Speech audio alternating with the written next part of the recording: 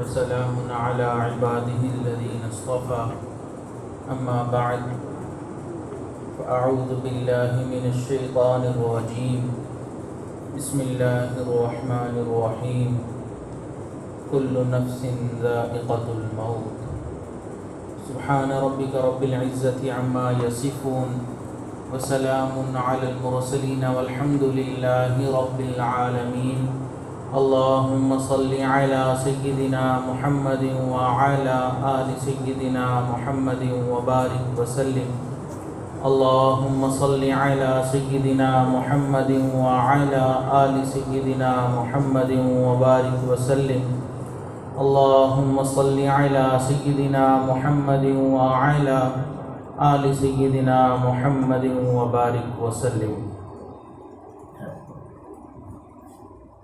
یہ دنیا فنا کے داغ سے داغدار ہے۔ اس دنیا کے اندر جو بھی عمارت بنی یا بنائی گئی یا آگے وقت میں بنائی جائے گی، ایک وقت آئے گا کہ وہ ختم ہو جائے گی۔ اسی طرح اس دنیا میں جو بھی مخلوق پیدا ہوئی، چاہے انسانوں میں، جانوروں میں، پرندوں میں، جہاں پر بھی کسی بھی قسم کی کوئی بھی مخلوق ہے، ایک وقت آئے گا کہ اس کو اس دنیا سے جانا ہے۔ دنیا میں کوئی بھی ایسی چیز نہیں ہے جو ہمیشہ ہمیشہ کے لیے ہے۔ ایک روایت میں آتا ہے کہ جب پوری دنیا کے انسان، مخلوق، ہر چیز ختم ہو جائے گی تو اللہ رب العزت ملک الموت سے پوچھیں گے کہ یہ بتاؤ کہ اب پیچھے کون رہ گیا؟ تو ملک الموت عرض کریں گے کہ اے اللہ، اس وقت حضرت جبرائیل باقی زندہ ہیں، میکائیل زندہ ہیں، اسرافیل زندہ ہیں، اور میں زندہ ہوں، اور آپ کی ذات جس کو کبھی موت نہیں آئی۔ تو اللہ تعالیٰ فرمائیں گے کہ اسرافیل کی روح کو بھی قبض کر لو۔ تو حضرت عزرائیل ملک الموت ان کی روح کو قبض کر لیں گے۔ اللہ تعالیٰ جاننے کے باوجود دوبارہ پوچھیں گے کہ ملک الموت اب کون زندہ ہے؟ تو وہ کہیں گے کہ اے اللہ، اسرافیل اور ملک الموت میں اور جبرائیل امین یہ زندہ ہیں، اور آپ کی ذات جس نے کبھی نہیں فوت ہونا وہ زندہ ہے۔ تو اللہ تعالیٰ فرمائیں گے کہ ملک الموت اسرافیل کی روح کو بھی قبض کر لو۔ تو ان کی روح کو بھی قبض کر لیا جائے گا۔ اللہ تعالیٰ پھر تیسری مرتبہ پوچھیں گے کہ اب کون زندہ ہے؟ تو وہ کہیں گے کہ اے اللہ، جبرائیل زندہ ہے، میں ملک الموت زندہ ہوں، اور آپ کی ذات جس نے کبھی بھی نہیں فوت ہونا وہ زندہ ہے۔ تو اللہ تعالیٰ فرمائیں گے ملک الموت اب تم بھی مر جاؤ۔ تو اللہ تعالیٰ ملک الموت کی روح کو قبض فرما لیں گے۔ پھر آخر میں فقط حضرت جبرائیل رہ جائیں گے۔ تو اللہ پوچھیں گے جبرائیل اب کون رہ گیا؟ وہ کہیں گے اے اللہ، میں رہ گیا جس نے فنا ہونا ہے، اور آپ کی ذات جس نے کبھی فنا نہیں ہونا۔ پھر اللہ تعالیٰ حضرت جبرائیل کی روح کو قبض فرمائیں گے، اور اس کے بعد کوئی بھی نہیں رہے گا، فقط اللہ تعالیٰ کی ذات ہوگی، اور پھر اللہ تعالیٰ قیامت کو برپا فرما دیں گے۔ تو اس دنیا میں جتنا بھی کوئی انسان ہو، فرشتہ ہو، اللہ کا جتنا بھی مقرب انسان ہو، اس نے اس دنیا سے جانا ہے۔ آپ اندازہ لگائیں کہ حضور نبی کریم حضرت محمد مصطفیٰ احمد مجتبیٰ صلی اللہ علیہ وسلم جب اس دنیا سے رخصت ہو گئے، جو کائنات کے وجود کا سبب تھے، تو پھر ہم اور آپ کس کھیت کی گاجر مولی ہیں جو یہ سوچ کر بیٹھے ہوتے ہیں کہ ہم نے تو ابھی بہت زندگی گزار لی ہے۔ تو دنیا میں ہر انسان نے جانا ہے۔ موت سے کس کو رستگاری ہے؟ آج وہ، کل ہماری باری ہے۔ ایک بزرگ کے پاس ایک شخص آیا اور آ کر کہنے لگا کہ حضرت فلاں شخص مرتے مرتے بچا ہے، فلاں شخص مرتے مرتے بچا ہے۔ حضرت نے فرمایا وہ بچتے بچتے مرے گا، جتنا بھی بچ لے ایک نہ ایک دن موت اس کو آ کر پہنچے گی۔ ایک جنازہ جا رہا تھا تو ایک شخص نے ایک بزرگ سے پوچھا یہ کس کا جنازہ ہے؟ انہوں نے فرمایا تمہارا جنازہ ہے۔ اب اس کے چہرے کے اوپر ناگواری کے کچھ اثرات ظاہر ہوئے۔ اس نے کہا میں آپ کو بہت سمجھدار آدمی سمجھتا تھا اور آپ نے ایسی بات کر دی۔ تو انہوں نے فرمایا میرے بھائی برا کیوں مانتے ہو؟ اگر یہ تمہارا نہیں تو پھر میرا جنازہ ہے۔ مطلب یہ تھا کہ آج نہیں تو کل ہمارا بھی یہی حال ہونا ہے، ہم نے بھی اس دنیا سے جانا ہے۔ اس لیے تو کہنے والے نے کہا جا کر قبرستان میں دیکھ لیں، قبرستان بھرے پڑے ہیں ان لوگوں سے جو یہ سوچ کر زندگی گزارتے تھے کہ ہم نے تو ابھی بہت لمبی زندگی گزارنی ہے۔ تو اس دنیا سے ہر انسان جاتا ہے۔ ایسا نہیں ہے کہ فلاں قبیلے اور خاندان والے میں زیادہ اموات ہوتی ہیں، انہوں نے لمبی زندگی گزارنی ہے، وہ ہمیشہ ہمیشہ کے لیے ہیں، ہم فقط موت ہمارے لیے لکھی ہے۔ نہیں، ہمیشہ ہمیشہ کے لیے کوئی بھی نہیں ہے۔ دیکھیں عالم چار ہیں، دنیائیں کائناتیں عالم چار ہیں۔ ایک ہے عالم ارواح، ایک ہے عالم دنیا، ایک ہے عالم برزخ اور چوتھا ہے عالم آخرت۔ عالم ارواح انتظار کی جگہ ہے۔ یہ وہ جگہ ہے جہاں اس دنیا میں آنے سے پہلے اللہ تعالیٰ نے قیامت تک آنے والے تمام انسانوں کی روحوں کو اکٹھا فرما دیا، اور یہی وہ جگہ ہے، وہ کائنات ہے جہاں پر اللہ تعالیٰ نے اپنی ربوبیت کا اقرار کروایا تھا۔ اللہ تعالیٰ نے حضرت آدم علیہ السلام کی تمام اولاد کو، جو قیامت تک آنے والی اولاد ہے، ان کی روحوں کو اکٹھا فرمایا اور ان سے یہ پوچھا کیا میں تمہارا رب نہیں؟ تو تمام روحوں نے یہ جواب دیا تھا کہ بے شک آپ ہی ہمارے رب ہیں۔ تو عالم ارواح وہ جگہ ہے جہاں میثاق ہوا تھا، عہد الست کے نام سے جس کو یاد کیا جاتا ہے۔ یہ انتظار کی جگہ ہے۔ اب آنے والی روحیں وہاں پر انتظار میں ہیں، جب اللہ تعالیٰ ان کو اس دنیا میں بھیجنا چاہیں گے جسم عطا فرما کر اس دنیا میں ان کو بھیج دیں گے۔ تو عالم ارواح انتظار کی جگہ ہے، عالم دنیا یہ کام کی جگہ ہے۔ اللہ تعالیٰ نے اس دنیا میں بھیجا ہے کہ تاکہ انسان کام کرے۔ دیکھیں اللہ تعالیٰ کی عبادت کرنے والی مخلوق کوئی کم نہیں ہے۔ اللہ تعالیٰ چاہتے اور ہزاروں لاکھوں کی تعداد میں جو فرشتے ہیں ان کی تعداد بڑھا دیتے، ہر لمحہ ہر سیکنڈ وہ اللہ کی عبادت کر رہے ہیں۔ لیکن اللہ تعالیٰ نے انسان کو پیدا فرمایا کہ انسان کے اندر خیر اور شر یہ دونوں موجود ہیں۔ اب اس خیر اور شر کی لڑائی میں جب وہ اللہ تعالیٰ کی عبادت کرتا ہے جس مقصد کے لیے اس کو بھیجا گیا، تو اللہ تعالیٰ کو پھر بہت زیادہ خوشی ہوتی ہے۔ اللہ تعالیٰ قرآن مجید میں ارشاد فرماتے ہیں وَمَا خَلَقْتُ الْجِنَّ وَالْإِنسَ إِلَّا لِيَعْبُدُونِ، کہ اللہ تعالیٰ نے انسان اور جنات کو اپنی عبادت کے لیے پیدا کیا ہے۔ عبادت سے کیا مراد ہے؟ ہمارے ذہنوں میں جب بھی عبادت کا لفظ کہا جاتا ہے تو ایک نقشہ ابھرتا ہے۔ عبادت سے مراد ہے نماز پڑھنا، روزہ رکھنا، تلاوت کرنا، تسبیح پڑھنا، مصلی پر بیٹھنا۔ ہم سمجھتے ہیں یہ 7، 8، 9 کام عبادت کے ہیں۔ یہ ہمارے ذہن میں ایک غلط فہمی ہے۔ یاد رکھیں ہر وہ کام جو اللہ تعالیٰ کی رضا کا سبب بنتا ہے، نبی علیہ الصلاۃ والسلام کی اطاعت ہے، وہ عبادت ہے۔ کسی انسان کے دل کو آپ نے خوش کر دیا، اللہ تعالیٰ راضی ہو گئے، یہ کام عبادت ہے۔ حتیٰ کہ کسی جانور کو پانی پلا دیا، اللہ تعالیٰ خوش ہو گئے، یہ بھی عبادت ہے۔ کسی کو تکلیف نہیں دی، یہ بھی عبادت ہے۔ تو عبادت کا مفہوم بہت وسیع ہے۔ تو اس لیے ہم اس دنیا میں کام کے لیے آئے ہیں۔ ہمیں ہر لمحے اس فکر میں رہنا چاہیے کہ ہمیں کس طرح اللہ کو راضی کرنا ہے۔ شیخ التفسیر حضرت مولانا احمد علی لاہوری رحمۃ اللہ علیہ ایک مرتبہ سفر پر روانہ ہونے لگے تو ایک شخص نے سوال کیا کہ حضرت مجھے پورے قرآن مجید کا خلاصہ بتا دیجیے، پورے قرآن مجید کی سمری بتا دیجیے۔ اب حضرت اس وقت ریلوے اسٹیشن پر تھے، ٹرین چلنے والی تھی۔ اب اس لمحے میں اتنا مشکل سوال یہ کر لیا گیا۔ اب ہم جیسا ہوتا تو کہتا کہ بھائی اس کے لیے تو پورا بیان کرنا پڑے گا، کئی نشستیں لگانی پڑیں گی، قرآن کا خلاصہ ایسے تھوڑی پتہ چلتا ہے، بہت لمبی چوڑی ڈیٹیل ہے۔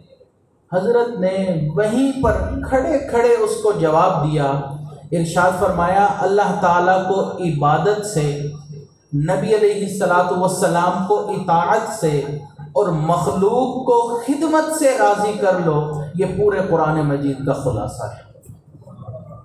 تو اس لیے یہ تینوں کام عبادت ہے۔ اللہ تعالیٰ کی رضا کے کام کرنا عبادت ہے، نبی علیہ الصلاۃ والسلام کی سنت پر چلنا عبادت ہے، اور مخلوق کی خدمت کرنا، ان کے کام آنا، پریشانی میں ان کا ساتھ دینا، ان کی غمی خوشی میں شریک ہونا، یہ بھی عبادت ہے۔ تو یہ دنیا کام کی جگہ ہے۔ اور تیسرا عالم ہے عالم برزخ، وہ آرام کی جگہ ہے۔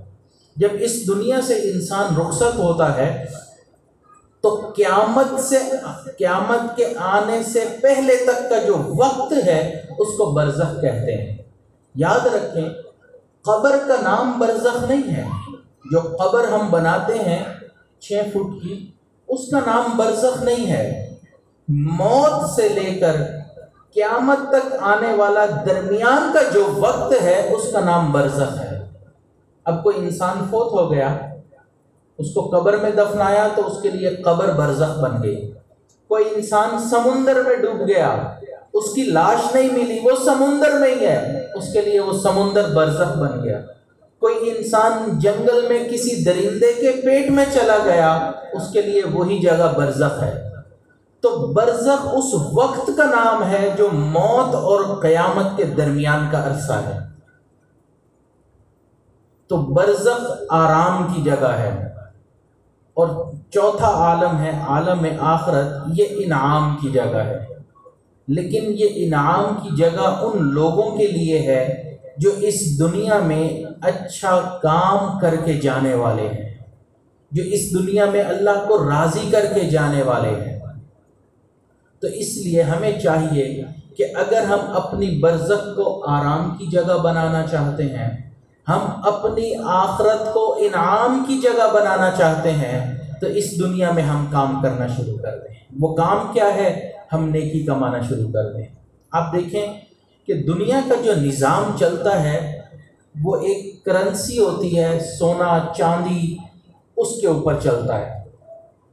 ہر ملک کے پاس کچھ نہ کچھ سونا ہوتا ہے، گولڈ ہوتا ہے، جو پیچھے رکھا جاتا ہے اور اس کی بنیاد پر پھر آگے کرنسی چھاپی جاتی ہے۔ اور ہر ملک کی اپنی اپنی ایک کرنسی ہوتی ہے۔ پاکستان میں روپیہ چلتا ہے، امریکہ میں ڈالر چلتا ہے، سعودی عرب میں ریال چلتا ہے، یونائٹڈ عرب امارات میں درہم چلتا ہے۔ تو ہر ملک کی اپنی اپنی ایک کرنسی ہے۔ اگر آپ روپیہ لے کر جائیں سعودی عرب میں کہ بھئی یہ مجھے پیسے لے لو اور فلاں چیز دے دو، تو دکاندار نہیں دے گا، وہ کہے گا یہ کرنسی اس ملک میں چلتی ہی نہیں ہے، اس کے لیے آپ کو اسی ملک کی کرنسی لینی پڑے گی۔ اور اس وجہ سے ہم لوگ اپنے ملک سے وہ کرنسی تبدیل کروا کر جاتے ہیں تاکہ وہاں جا کر کوئی پریشانی نہ ہو۔ ایسا ہے کہ نہیں؟ تو ہر ملک کی اپنی اپنی ایک کرنسی ہے۔ بالکل اسی طرح آخرت کی بھی ایک کرنسی ہے جس کا نام ہے نیک اعمال۔ یہ نیکیاں آخرت کی کرنسی ہے۔ جتنی نیکیاں زیادہ ہوں گی ہم جنت میں اتنی زیادہ جگہ لے سکیں گے، ہمارا جنت میں اتنا زیادہ مقام بلند ہوگا۔ تو آخرت میں کرنسی کا نام ہے نیکیاں۔ اور وہ نیکیاں کہاں سے ملتی ہیں؟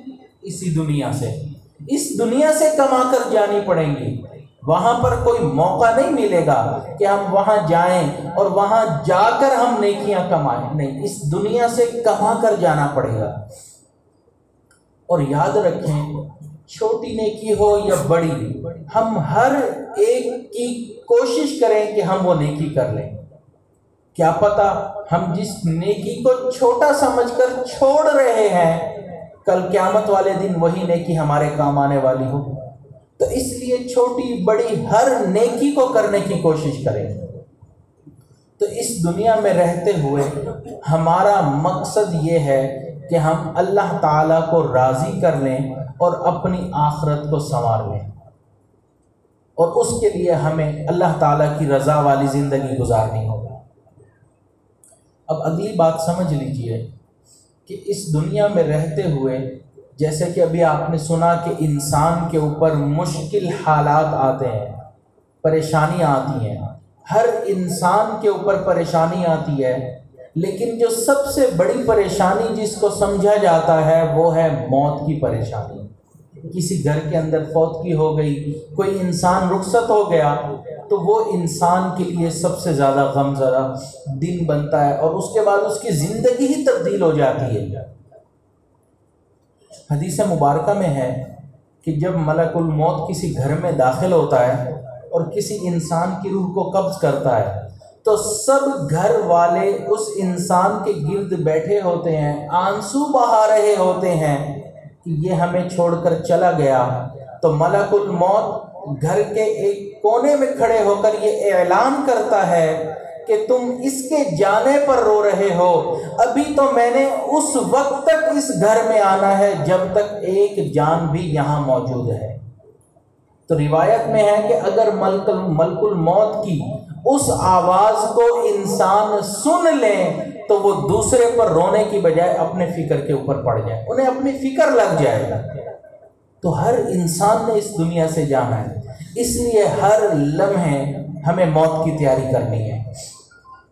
موت کی تیاری ہم نیک اعمال کریں، اللہ کی عبادت کریں، ہم ان ایسے کام کریں جو اللہ کی رضا کا سبب بنتے ہیں، ہم سنت کے اوپر چلیں، نبی علیہ الصلوۃ والسلام کی لائی ہوئی شریعت کے اوپر چلیں، یہ موت کی تیاری ہے۔ اب یہاں ایک اور بات سمجھ لیجئے کہ جب کسی انسان کو کوئی پریشانی آتی ہے، کسی گھر میں فوتگی ہو گئی، حادثہ ہو گیا، تو یہاں پر شریعت نے ہمیں ایک بہت خوبصورت دعا سکھائی ہے کہ ایسے موقع پر پڑھنا چاہیے، انا للہ و انا الیہ راجعون۔ یہ قرآن مجید کی ایک آیت ہے۔ اللہ تعالیٰ قرآن مجید میں ارشاد فرماتے ہیں، وَبَشِّرِ الصَّابِرِينَ الَّذِينَ إِذَا أَصَابَتْهُمْ مُصِيبَةٌ قَالُوا إِنَّا لِلَّهِ وَإِنَّا إِلَيْهِ رَاجِعُونَ، کہ مصیبت پر انہوں نے صبر کیا اور وہ کیا پڑھتے ہیں؟ اِنَّا لِلَّهِ وَإِنَّا إِلَيْهِ رَاجِعُونَ۔ تو یہ قرآن مجید کی ایک آیت دعا کے طور پر بھی ہمیں سکھائی گئی، یہ بہت خوبصورت دعا ہے۔ ہم اس کے معنی کے اوپر غور کر لیں۔ انا للہ کا مطلب ہے ہم اللہ کے ہیں، ہم اللہ کے ہیں، وَإِنَّا إِلَيْهِ رَاجِعُونَ، اور ہم نے اللہ کی طرف ہی لوٹنا ہے۔ اب آپ دیکھیں کہ اس دنیا میں کوئی بھی انسان کسی چیز کا مالک ہونا، تو مالک کو اختیار ہوتا ہے کہ اپنی چیز کو استعمال کرے یا ضائع کرے، کوئی اس کو کچھ کہہ نہیں سکتا۔ ایک انسان ہے، اس نے اپنے گھر کا فرنیچر اٹھا کر باہر دھوپ میں رکھ دیا، بھئی وہ مالک ہے، رکھ سکتا ہے، کوئی اس کو کیا بولے گا؟ کوئی مقدمہ تو نہیں کر سکتا، وہ کہے گا بھئی میری چیز ہے، میں نے رکھ دی۔ بالکل یہی انا للہ، ہم اللہ کے ہیں۔ اللہ تعالیٰ نے جب تک چاہا ہمیں اس دنیا میں رکھا، جب چاہا ہمیں اپنے پاس آخرت میں بلا لیا۔ تو اطمینان ہوا نا، ہم اللہ کے ہیں، اللہ نے ہمیں اپنے پاس بلا لیا۔ وَإِنَّا إِلَيْهِ رَاجِعُونَ، اے وہ لوگ جو جانے والوں کے بعد پیچھے بچ گئے ہیں، تم صبر کرو کیونکہ تم نے بھی اسی طرف لوٹنا ہے۔ بس اسٹیشن پر یا ہوائی اڈے پر ایک مثال سے یہ بات واضح ہو جائے گی کہ جب ایک انسان کسی باہر ملک جا رہا ہوتا ہے تو ایئرپورٹ کے اوپر، ہوائی اڈے کے اوپر پوری فیملی اس کو چھوڑنے کے لیے آتی ہے، والدین، بہنیں، رشتہ دار رو رہے ہوتے ہیں، کیونکہ ان کے ذہن میں ہوتا ہے کہ یہ جو ہمارا جوان بیٹا باہر ملک کے لیے جا رہا ہے یہ ہم سے جدا ہو رہا ہے، تو وہ جدائی کا سوچ کر غمزدہ ہوتے ہیں اور رو رہے ہوتے ہیں۔ لیکن وہیں پر اس نوجوان کا چھوٹا بھائی کھڑا ہو کر اس سے ہنس ہنس کے بات چیت کر رہا ہوتا ہے۔ اب پوری فیملی رو رہی ہے، والدین، بہنیں، رشتہ دار رو رہے ہیں، چھوٹا بھائی ہنس ہنس کر باتیں کر رہا ہے۔ کیوں؟ کیونکہ چھوٹے بھائی کو پتا ہے کہ جس ملک میں میرا بڑا بھائی جا رہا ہے 1 مہینے کے بعد میں نے بھی اسی ملک میں جانا ہے اور وہاں میری اپنے بھائی سے ملاقات ہو جائے گی۔ فیملی رو رہی ہے کہ ہمارا بیٹا جدا ہو رہا ہے، بھائی ہنس رہا ہے کہ یہ جدائی بہت مختصر وقفے کے لیے ہے، کچھ دنوں کے بعد میری ملاقات ہو جائے گی۔ بالکل یہی مثال ہے انا للہ و انا الیہ راجعون، کہ ہمارے گھر والے میں جو بھی ہے، والد ہے، والدہ ہے، بیٹا ہے، بیٹی ہے، وہ ہم سے رخصت ہو گیا، و انا الیہ راجعون، کچھ دنوں کی بات ہے پھر ہم نے اس کے پاس ہی جانا ہے۔ تو اس لیے یہ دعا سکھائی گئی کہ ایسے موقع پہ انسان یہ دعا پڑھے تو اس کے دل کو تسلی ہوتی ہے کہ یہ جدائی ہمیشہ ہمیشہ کے لیے نہیں ہے، کچھ وقفے کے لیے ہے، جیسے ہی موت آئے گی ہماری ملاقات ہو جائے گی۔ تو اس لیے ہمیں چاہیے کہ ہم اس دنیا میں رہتے ہوئے ایسے حادثات کے اوپر صبر کریں، اور صبر کے اوپر آپ نے ابھی ماشاءاللہ بہت بہترین بات سنی ہے۔ جو آخری بات عرض کرنی ہے وہ یہ کہ اب جانے والے چلے گئے، ہم پیچھے دنیا میں باقی ہیں، ہمیں کیا کرنا ہے؟ ہمیں یہ کرنا ہے کہ ہمیں ان جانے والوں سے عبرت حاصل کرنی ہے اور اپنے گناہوں پر توبہ اور استغفار کرنا ہے، تاکہ کل ہماری موت آئے تو اللہ تعالی ہم سے راضی ہو۔ تو اس لیے ہمیں چاہیے کہ اپنے گناہوں سے اب توبہ اور استغفار کریں، اپنے گناہوں پر نادم اور شرمندہ ہوں۔ ایسا نہ ہو کہ ہم نے دیکھا کہ ہمارے گھر سے ہمارے والد کا جنازہ اٹھا، بیٹے کا جنازہ اٹھا، اہلیہ کا جنازہ اٹھا، ہماری ماں کا جنازہ اٹھا، جانے والا چلا گیا، ہم واپس گناہوں والی زندگی میں ہی لگے ہوئے ہیں، ہم پھر غفلت والی ہی زندگی گزارتے پھریں۔ تو اس لیے ہمیں چاہیے کہ ہم خود ان سے عبرت حاصل کریں کہ ہمارا بھی یہی انجام ہونا ہے۔ اس لیے ہمیں چاہیے کہ ہم اب توبہ کر لیں، اپنے گناہوں سے اپنے آپ کو بچا لیں، ہم اپنی نگاہوں کو نیچا رکھیں، غیر محرم کے پیچھے کرتی رہتی ہیں، ہم ان نگاہوں کو جھکا کے رکھیں۔ اور دنیا میں کتنے ایسے کام ہیں جس میں ہم ملوث ہیں، سود لیتے ہیں، رشوت لے رہے ہوتے ہیں، غیبت کرتے ہیں، جھوٹ بولتے ہیں، ان تمام گناہوں سے ہم توبہ کریں۔ تو یہ اب ہمارا آخری کام ہے کہ جانے والوں کے بعد ہم اپنی توبہ استغفار کریں، تاکہ کل ہمارا وقت آئے تو اللہ ہم سے بھی راضی ہو۔ اور توبہ استغفار کرنا کوئی مشکل کام نہیں ہے کہ اس کے لیے کہیں پہاڑ کی چوٹی پر جانا پڑے یا سمندر کی تہہ میں جانا پڑتا ہے۔ جو انسان جہاں پر بیٹھا ہے ساتھ والے کو پتہ بھی نہیں چلتا، وہ انسان دل ہی دل میں اللہ سے کہہ لے کہ اے اللہ میں نادم اور شرمندہ ہوں، آپ میرے دل کی اس توبہ کو قبول فرما لیجئے، اللہ تعالیٰ اس عمل کو قبول فرما لیتے ہیں۔ حدیث مبارکہ میں ہے الندم توبۃ، یہ تو دل میں ندامت والی کیفیت پیدا ہوتی ہے، اسی کا نام توبہ ہے۔ کسی کو پتہ بھی نہیں چلتا کہ انسان توبہ کر لیتا ہے۔ آخری بات عرض کر کے بات مکمل کرتا ہوں کہ بنی اسرائیل میں ایک مرتبہ قحط آ گیا، بارش ہوتی نہیں تھی، فصلیں ہوئی نہیں، جانور بھی پیاس سے مرنے لگے، انسانوں کی زندگی بھی داؤ پہ لگ گئی، سب پریشان کہ کیا کریں۔ تو اس وقت کے جو پیغمبر تھے انہوں نے یہ کہا، اعلان کیا کہ سب لوگ ایک میدان میں اکٹھے ہو جائیں اور مل کر اللہ سے دعا مانگے تاکہ اللہ تعالیٰ اس پریشانی سے ہمیں نجات عطا فرما دے۔ سب اکٹھے ہو گئے، سینکڑوں کا مجمع تھا، دعا مانگ رہے ہیں، لیکن دعا کی قبولیت کے اثرات نہیں ظاہر ہو رہے۔ تو وہ جو نبی تھے انہوں نے اللہ تعالیٰ سے دعا مانگی کہ اے اللہ، کیا معاملہ ہے کہ آپ کی طرف سے رحمت کی بارش نہیں ہو رہی؟ تو اللہ تعالیٰ نے وہی فرمائی کہ میرے پیارے، اس مجمع میں ایک گناہ گار انسان ہے جو پچھلے 20 سال سے مسلسل میرے سے لڑائی میں مصروف ہے، گناہ کر کر کے میری مخالفت کر رہا ہے، اس کی وجہ سے میں بارش نہیں برسا رہا، اس کی وجہ سے باقی بھی رحمت سے محروم ہو چکے ہیں۔